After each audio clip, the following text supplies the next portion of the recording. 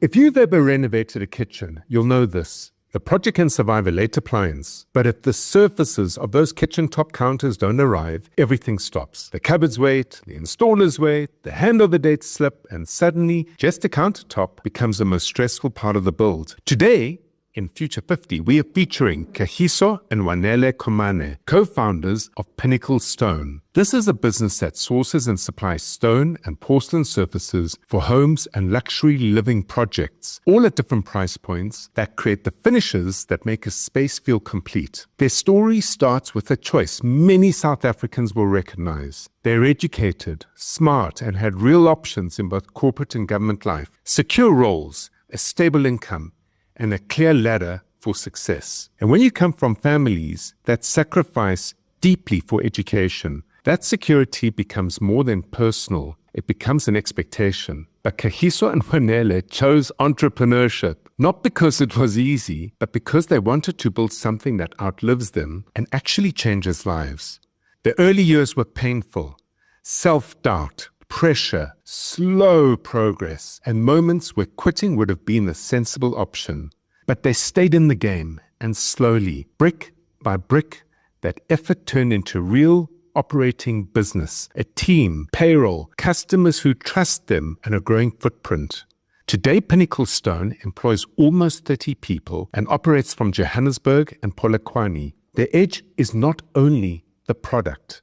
In a world where late delivery can stall an entire build, Kagiso and the team are building a reputation around reliability, being responsive, holding the right stock, and making premium-looking finishes more accessible across budgets. They also play an important role in the industry. They don't just supply big projects, they also support smaller kitchen and stone businesses, helping those operators deliver jobs faster and to complete that work in a month. That's how local supply chains strengthen through businesses that build trust and keep projects moving. That combination, courage, discipline, delivery, is why Pinnacle Stone belongs in the Future 50. I was driven by a burning desire to do something exceptional. And it was hard at the beginning.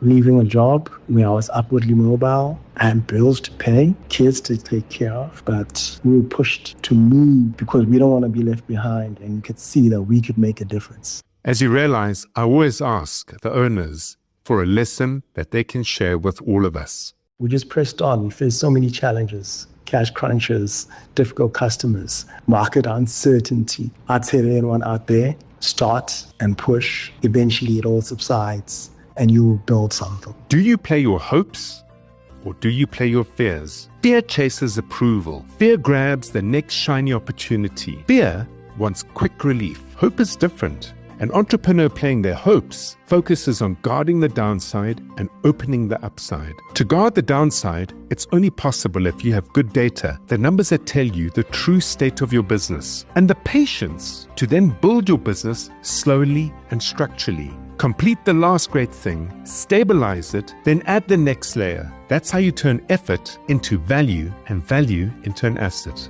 Pinnacle Stone can become the safe pair of hands in surfaces the partner architects, kitchen studios, and developers trust to protect timelines, not gamble with them. Kagiso wants a bigger footprint beyond their current bases, with a deliberate push into northern KwaZulu-Natal, a growing node where more luxury housing and accommodation projects are coming, and where a focused, reliable supplier can stand out. But this next chapter is not about chasing everything. It's about building a repeatable promise. In their world, people don't only buy stone or porcelain.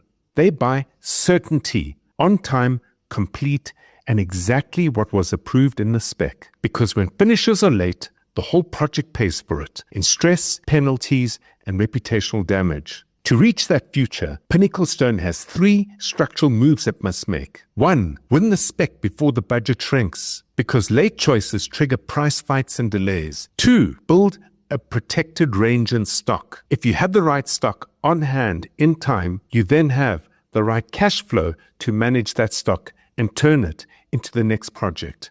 And number 3, engineer on time into the way that you work. Growth breaks when delivery relies on a few people. Rather create the systems to make sure that what you say you do and how you do it happens across and through the business each time, every time. And as usual, no business grows alone. And Kagiso has a specific ask from a specific group of listeners because those relationships open the door to the next 5 years. We want to talk to designers, architects, and developers of luxury units. Over the last 6 years, we've developed a unique hard surfaces solution in partnership with a hand-picked selection of the top porcelain manufacturers in the world. Our solution will enable you to deliver the aesthetic vision of your project on time, in full, on spec, and on budget, all from a single specialized provider of porcelain countertops, large format tiles, and wall cladding. So if you are an architect, a designer, a kitchen studio, or a developer, this is the practical win. Bring Pinnacle into the conversation early. Lock the look, lock the supply chain, and reduce the risk before the site gets too busy. This week's Future 50 growth tip is build brick by brick. Most owners chase the next shiny opportunity before the last one is stable. The shift to measure what matters, finish what you started, and build systems that repeat is critical. Getting it done right means the payoff gives you less stress, more trust, the currency of business, and a business that runs with you, not because of you. My message is simple. This country is ours. So is its future. Let's build it by backing the businesses, creating the jobs, growth, and future prosperity for us all.